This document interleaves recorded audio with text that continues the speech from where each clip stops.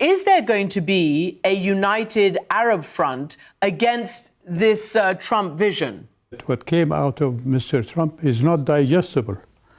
I respectfully decline to add more disrespectful comments to that. But it is a fantasy to think that ethnic cleansing in the 21st century can be condoned by a world community that stays on its behinds and does not respond to that. The problem in Palestine is not the Palestinians. It is the Israeli occupation. And this has been clear and understood by everybody. Hence, you have United Nations resolutions calling for the quid pro quo of land for peace from 1967 until now. The Arab Peace Initiative, of course, is based on that and offered Israel not only diplomatic relation, but all of the things that Israel wanted, from trade, from normalization, etc., in return for the establishment of a Palestinian state with its capital in East Jerusalem. All of these things were American policy until this latest wording that Mr. Trump has chosen to use in claiming that he wants to better things, when actually it is going to turn things into more conflict and more bloodshed. Can I draw on your long years of experience? You were Saudi ambassador to America. What would you be telling your capital, your king, in a cable, had you been in Washington last night in that position and listened to what came from the podium?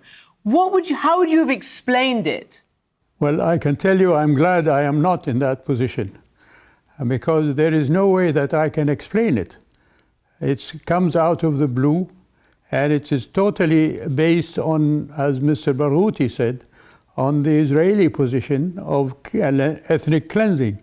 As you mentioned yourself, Mr. Ben-Gvir, who is the ultimate ethnic cleanser in Palestine, he's been saying this for the last 2.5 years since he joined the government.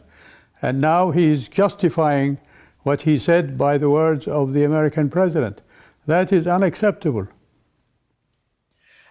So what then is the next step? We've had everybody, from your capital to the neighboring countries, which Trump expects to take these, millions of Palestinians, reject this out of hand, say that it's illegal. We've heard the president of the Palestinian Authority. What do you think is the next step? What do you think is going to happen? I'm not in government, so I don't know what my government will propose, but I would expect that there will be collective action on the part not only of the Arab but Muslim world as well, along with Europeans and other countries that believe in the two-state solution, to take up the matter, and where else but go to the United Nations. And this is the only arena where things like that can be discussed. Unfortunately, with the American veto, I cannot expect that there will be much success in passing any resolutions. But nonetheless, it will show that the world is opposed to this mad ethnic cleansing plan that the American president has proposed.